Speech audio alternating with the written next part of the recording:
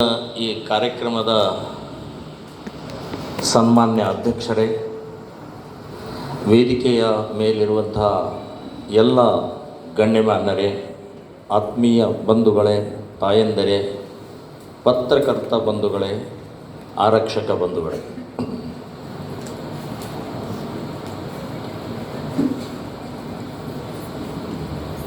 ಶಿರಸಿ ವಿಶೇಷವಾಗಿ ಕಾರವಾರ ಜಿಲ್ಲೆ ಜ್ಞಾನವಂತರ, ಬುದ್ಧಿವಂತರ, ಪ್ರಖರ ಪಂಡಿತರ ಕ್ಷೇತ್ರ ಇದು. ಇಡೀ ಕರ್ನಾಟಕಕ್ಕೆ ಸಂದೇಶವನ್ನು ಕೊಡ್ತಾ ಇರುವಂಥ ಈ ಜಿಲ್ಲೆಯ ಜನ ಅಂತನ್ನುವಂಥದ್ದು ನನ್ನ ಅನಿಸಿಕೆ. ಸೊ ಅಂಥವ್ರ ಮಧ್ಯದಲ್ಲಿ ಪ್ರಮೋದ್ ಮುತಾಲಿಕ್ ಅನ್ನುವಂಥ ಒಬ್ಬ ಯಕಶ್ಚಿತ, ನಾನೊಬ್ಬ ಹುಂಬ, ಯದ್ವಾ ತದ್ವಾ ಮಾತನಾಡೋವು ನಾನು. ಸೊ ಅಂಥ ಯದ್ವಾ ತದ್ವಾ ಇದರಲ್ಲಿ ಏನಾದರೂ ಸ್ವಲ್ಪ ಹೆಚ್ಚು ಕಡಿಮೆ ಆದರೂ ಎಲ್ಲರಿಗೂ ನಾನು ಮೊದಲೇ ಕ್ಷಮೆ ಕೇಳ್ತಾ ಇದ್ದೀನಿ. ಬಂಧುಗಳೇ, ಬ್ರಾಹ್ಮಣ ಅನ್ನುವಂಥದ್ದು ಇದೊಂದು ಜಾತಿ ಅಲ್ಲ, ಇದೊಂದು ಸಿದ್ಧಾಂತ, ಇದೊಂದು ತತ್ವ, ಇದೊಂದು ಆದರ್ಶ. ಸೊ ನೀವು ಜಾತಿ ಅಂತ ತಿಳ್ಕೊಂಡು ಇವತ್ತು ಬೇರೆ ಬೇರೆ ರೀತಿಯ ಪ್ರಹಾರ ಮಾಡ್ತಾ ಇರುವಂಥದ್ದು ನಿಮ್ಮ ಮೈ ಮೇಲೆ ಉಗುಳ್ಕೊಂಡ ಹಾಗೆ ಅದು. ಸೊ ಹಾಗಾಗಿ ಜನಿವಾರ ಅನ್ನುವಂಥದ್ದು ಕೂಡ ದಾರ ಅಲ್ಲ, ಅದೊಂದು ದೀಕ್ಷೆ, ಅದೊಂದು ಸಂಸ್ಕಾರ, ಅದು ಸಂಸ್ಕೃತಿ, ಸಂಪ್ರದಾಯ ಇದೆ. ಸೊ ನೀವೇನೋ ದಾರ ಅಂತ ಹೇಳಿ ಕಟ್ ಮಾಡುವಂಥ ಏನು ಯೋಚನೆ ಮಾಡ್ತಾ ಇದ್ದೀರಲ್ಲ, ಅದರ ಹಿಂದೆ ಈಗಾಗಲೇ ನಮ್ಮ ಉಮಾಕಾಂತ್ ಅವರು ಹೇಳಿದ ಹಾಗೆ ದುರುದ್ದೇಶ ಇದೆ. ಸುಮ್ಮನೆ ಅವರು ಈ ಜನಾಂಗದ ಮೇಲೆ ಪ್ರಹಾರ ಮಾಡುವಂಥದ್ದು, ಜನಿವಾರ ಮೇಲೆ ಪ್ರಹಾರ ಮಾಡುವಂಥದ್ದು ಸುಮ್ಮನೆ ಅಲ್ಲ. ಎಲ್ಲೋ ಒಂದು ಕಡೆ ಆಗಿದ್ದರೆ ಯಾರೋ ತಪ್ಪು ಮಾಡಿದ್ದಾರೆ ಅಂತ ಅನ್ಕೋಬೋದು. ಸರಣಿ ಇಡೀ ರಾಜ್ಯದಲ್ಲಿ ವ್ಯವಸ್ಥಿತವಾಗಿ ಸುಮಾರು 15-20 ಕಡೆ ಆಗಿದೆ. ಮತ್ತು ಇನ್ನೂ ಕೆಲವೊಂದು ಕಡೆಗೆ ಹೊರಗೆ ಬಂದಿಲ್ಲ, ಹೇಳಿಲ್ಲ, ಭಯದಿಂದ, ಹೆದರಿಕೆಯಿಂದ.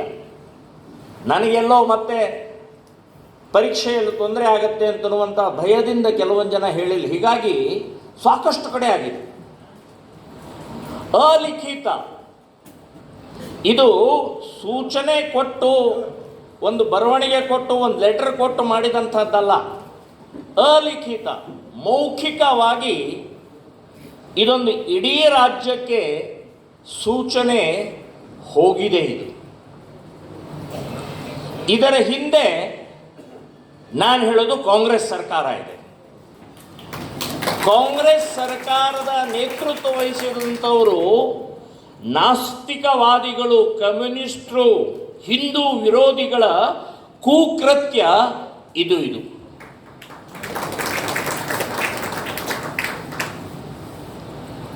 ಯಾರು ಮಾಡುತ್ತಾ ಇದ್ದಾರಲ್ಲ, ಯಾರು ಮಾಡಿದಾರಲ್ಲ, ಇದು ಬರೇ ಏನೋ ಒಂದು ದಾರ ಕಟ್ ಮಾಡಿದೆ, ಅಥವಾ ಜನಿವಾರವನ್ನು ಕಟ್ ಮಾಡಿದೆ, ಅಥವಾ ಅಪಮಾನ ಮಾಡಿದೆ, ಇನ್ನೇನೋ ಅಪಪ್ರಚಾರ ಮಾಡಿದೆ, ಹೆದರಿಸಿದೆ ಅಂತನ್ನುವಂಥದ್ದು ನಿಮ್ಮ ಉದ್ದೇಶ ಇದ್ದರೆ ಅದು ಸಫಲ ಆಗೋದಿಲ್ಲ. ಕಾರಣ ಏನು ಅಂತಂದರೆ, ಔರಂಗಜೇಬ್ ಕೂಡ ಇದನ್ನೇ ಮಾಡಿದ್ದ. ಔರಂಗಜೇಬ್, ನಾನು ಯೂಟ್ಯೂಬ್ನಲ್ಲಿ ನೋಡಿದೆ, ಎಷ್ಟು 200 kg ಜನಿವಾರ ತೂಕವನ್ನು ಮಾಡಿ, ಅಷ್ಟು ಜನರ ಜನಿವಾರ ಕಟ್ ಮಾಡಿ ಕೊಂದು ಹಾಕಿದಂಥ ಔರಂಗಜೇಬನ ವಂಶಜರು ನೀವು. ಇವತ್ತಿನ ಏನು ನೀವು ಇದು ಮಾಡ್ತಾ ಇದ್ರಲ್ಲ, ಅವನ ಮಾನಸಿಕತೆ, ಅವನ ವಂಶಜರು ಅಂತನ್ನುವಂಥದ್ದು ನಾವು ಹೇಳಬೇಕಾಗತ್ತೆ. ಅವರ ಉದ್ದೇಶ ಏನಿತ್ತು? ಔರಂಗಜೇಬನ ಉದ್ದೇಶ ಹಿಂದೂಗಳನ್ನು ನಾಶ ಮಾಡಬೇಕು, ಹಿಂದೂಗಳ ನೇರವಾದಂಥ ಇರುವಂಥ ಈ ಜನವಾರಧಾರಿಗಳು ಯಾರಿದ್ದಾರೆ ಅವರನ್ನು ಹೊಡೆದು ಹಾಕಬೇಕು ಅಂತನ್ನುವಂಥದ್ದು ಉದ್ದೇಶ ಇವತ್ತಿನ ಈ ದುಷ್ಟ ನೀಚ ನಿರ್ಲಜ್ಜ ರಾಜಕಾರಣಿಗಳದ್ದಿದೆ ಅಂತನ್ನುವಂಥದ್ದು ನಾನು ಹೇಳ್ತಾ ಇದ್ದೀನಿ. ಸನ್ಮಾನ್ಯ ಸಿದ್ದರಾಮಯ್ಯನವರೇ, ಹಿಜಾಬದ ಗಲಾಟೆ ಆಯಿತು. ಎರಡನೇ ದಿನಾನೇ ನಿಮ್ಮ ವಕ್ತವ್ಯ ಬಂತು. ಎರಡನೇ ದಿನಾನೇ ಅವರವರ ವೇಷ, ಅವರವರ ಪದ್ಧತಿ, ಅವರವರ ಸಂಪ್ರದಾಯ, ಅದನ್ನ್ಯಾಕೆ ವಿರೋಧ ಮಾಡ್ತೀರಿ ಅಂತ ನೀವು ಇನ್ನೂ ಕೆಲವೊಂದು ಶಬ್ದಗಳನ್ನು ಅದರಲ್ಲಿ ಹೇಳಿದ್ರಿ. ಈ ಜನವಾರದ ಪ್ರಕ್ರಿಯೆಗೆ ನಿಮ್ಮ ಉತ್ತರ, ನಿಮ್ಮ ವಕ್ತವ್ಯ ಯಾವಾಗ ಬಂತು? ಇಡೀ ರಾಜ್ಯದ ಜನವಾರಧಾರಿಗಳು ಎದ್ದು ಆಕ್ರೋಶ, ಕ್ರೋಧ, ಸಿಟ್ಟು ವ್ಯಕ್ತಪಡಿಸಿದಾಗ ನಿನ್ನೆ ನೀವು ಏನೋ ಹೇಳಬೇಕೋ ಹೇಳಬಾರದು ಅಂತನ್ನುವಂಥ ಒಂದು 2 ವಾಕ್ಯವನ್ನು ಹೇಳಿದರು ನೀವು. ನನಗೆ ಡೌಟ್ ಇದೆ, ನೀವೇ ಇದನ್ನು ಎಲ್ಲೋ ಮೌಖಿಕವಾಗಿ ಕಳಿಸ್ತಾ ಇದ್ದೀರಿ ಅಂತನ್ನುವಂಥದ್ದು. ಯಾಕೆ?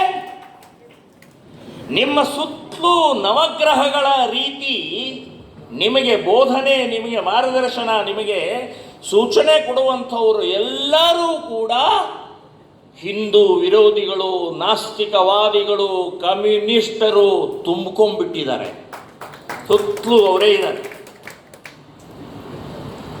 ಸೊ ಅವ್ರು ಹೇಳಿದ್ದನ್ನು ಅವರು ನಿಮಗೆ ಸೂಚನೆ ಕೊಟ್ಟಿದ್ದರನ್ನ ನೀವು ಅದನ್ನು ಪಾಲಿಸ್ತಾ ಹೊರಟಿದ್ರಿ. ಇದು ಅಪಾಯ, ಇದು ಅಪಾಯ. ಇದು ಗರ್ಭದಲ್ಲಿ ಇರುವಂಥ ಮಗುವಿನ ಸಂಸ್ಕಾರದಿಂದ ಹಿಡಿದು ಸ್ಮಶಾನದವರೆಗೆ ಸಂಸ್ಕಾರ ಕೊಡುವಂಥ ಸಿದ್ಧಾಂತವಾದಿಗಳು ನಾವಿದ್ದೀವಿ ಅಂತ ನೆನಪಿಟ್ಕೊಳ್ಳಿ. ನೀವು ಮನೆ ಕಟ್ಟಿದರೆ ನಾವೇ ಬೇಕು, ಮಗುವಿಗೆ ನಾಮಕರಣ ನಾವೇ ಬೇಕು. ಆದರೆ ರ್ಯಾಂಕಿಂಗ್ ಬಂತು, ರ್ಯಾಂಕ್ಗಳು ಬಂತು ಅಂತ ಅಂದ್ಕೊಳ್ಳೆ ಹೊಟ್ಟೆ ಒಳಗೆ ಉರಿ ಸ್ಟಾರ್ಟ್ ಆಯಿತು. ಇವರ ಗುರಿ ಜನವಾರ ಅಲ್ಲ, ಜ್ಞಾನವನ್ನ, ರ್ಯಾಂಕಿಂಗನ್ನ, ಫಸ್ಟ್ ರ್ಯಾಂಕ್ ಬರ್ತಾ ಇರುವಂಥ ವಿದ್ಯಾರ್ಥಿ ಜನಾಂಗವನ್ನ, ಅವರ ನೈತಿಕತೆಯನ್ನು ಕುಗ್ಗಿಸಬೇಕಾಗಿದೆ.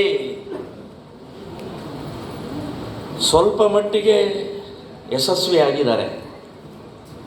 ಕಾರಣ, ಮೊನ್ನೆ 2 ದಿನದ ಹಿಂದೆ ನಾನು ಧಾರವಾಡದ ಆ ಹುಡುಗನ ಮನೆಗೆ ಹೋಗಿದ್ದೆ. ನಾನು ನಂದನ್ ಏರಿ ಅಂತನ್ನುವಂಥ ಹುಡುಗನ ಮನೆಗೆ ಹೋದಾಗ 16ನೇ ತಾರೀಕು ಫಿಸಿಕ್ಸ್ ಕೆಮಿಸ್ಟ್ರಿ ಎಕ್ಸಾಮಿನ ಸಮಯದಲ್ಲಿ ಆದಂಥ ಘಟನೆ ಅವನ ಮನೆಗೆ ಹೇಳಿದ್ದು 18ನೇ ತಾರೀಕು ಹೇಳ್ದ. ಅದು ಕೂಡ ಅವರ ಅಣ್ಣ ಈ ಸ್ನಾನ ಮಾಡಬೇಕಾದ್ರೆ ಅವ್ರ ನಂದನ ತಾನೇ ಎಲ್ಲೋ ಜನವಾರ ಅಂತ ಕೇಳಿದಾಗ ಅವಾಗ ಬಾಯಿ ಬಿಟ್ಟವನು, ಹೆದರಿದವನು. ಅವನು ಹೇಳ್ದ, ನನಗೆ ಮುಂದಿನ ಎಕ್ಸಾಮ್ಗಳಿದಾವೆ, ನನಗೆ ತೊಂದರೆ ಆಗುತ್ತೆ ಅಂತ ನಾನು ಹೇಳಲಿಲ್ಲ ಅಂತಂದ. ಆ ಫಿಸಿಕ್ಸ್ ಮತ್ತು ಕೆಮಿಸ್ಟ್ರಿ ಬರಿಬೇಕಾದ್ರೆ ಅಸ್ವಸ್ಥನಾಗಿದ್ದಾನೆ. ಯಾರು ಸೂಚನೆ ಕೊಟ್ಟಿದ್ದಾರೆ ಅವರ ಸೂಚನೆ ಸಕ್ಸಸ್ ಆಯಿತು. ಅಂದರೆ ಅಸ್ವಸ್ಥತೆ, ಗೊಂದಲ, ಪ್ರೆಷರ್ ಮಾಡಬೇಕು ಅನ್ನುವಂಥದ್ದೇ ಇದರ ಉದ್ದೇಶ ಇದೆ. ಸೊ ಆ ಹಿನ್ನೆಲೆಯಲ್ಲಿ ಇವತ್ತು ಒಂದು ಮಾತನ್ನು ನಮ್ಮ ಪ್ರಾರಂಭದ ಪ್ರಸ್ತಾವನೆಯಲ್ಲಿ ಹೇಳಿದರು. ಬೀದರ್ ಹುಡುಗ, ಅವನು ಜನವಾರ ತೆಗೀರಿ ಅಂತಂದ ಕೂಡಲೇ ಅವನು ಹೇಳ್ದ, ನಾನು ತೆಗಿಯೋಲ್ಲ ಅಂತಂದ. ಇಲ್ಲ ತೆಗಿಲೇಬೇಕು, ಇಲ್ಲ ತೆಗಿಯೋಲ್ಲ ನಾನು. ಅವನು ಹೇಳಿದ್ರು, ನೀನು ಒಳಗೆ ಬಿಡೋಲ್ಲ, ಹಾಗಾದ್ರೆ ಎಕ್ಸಾಮ್ ಬಿಡೋಲ್ಲ, ಬೇಡ ನನಗೆ ಎಕ್ಸಾಮ್ ಬೇಡ ಅಂತ ಹೇಳಿ ನಮಸ್ಕಾರ ಅಂತ ಹೇಳಿ ಹೊರಟವನು. ಇದು ಜನವಾರಿನ ತಾಕತ್, ಇದು ನಮ್ಮ ಸತ್ಯದ ತಾಕತ್, ನ್ಯಾಯದ ತಾಕತ್ ಅಂತನ್ನುವಂಥದ್ದು ನಾನು ಹೇಳ್ತೇನೆ. ಇಂಥ 10 ಪರೀಕ್ಷೆ ಬರೀತೇನೆ, 10 ಜನರಿಗೆ ಊಟ ಹಾಕುವಂತ ಶಕ್ತಿ ಸಾಮರ್ಥ್ಯ ಈ ಸಮಾಜಕ್ಕಿದೆ.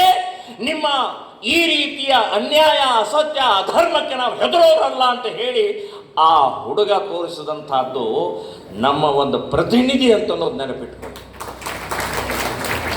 ಇದು ಇವತ್ತು ಬೇಕಾಗಿದೆ. ಭಿಕ್ಷೆ ಬೇಡಿ ಜೀವನ ಮಾಡ್ತೀವಿ, ಆದರೆ ನಮ್ಮ ಸತ್ಯಕ್ಕೆ, ನ್ಯಾಯಕ್ಕೆ, ಧರ್ಮಕ್ಕೆ, ಆಚರಣೆಗೆ, ಸಂಸ್ಕಾರಕ್ಕೆ, ಸಂಸ್ಕೃತಿಗೆ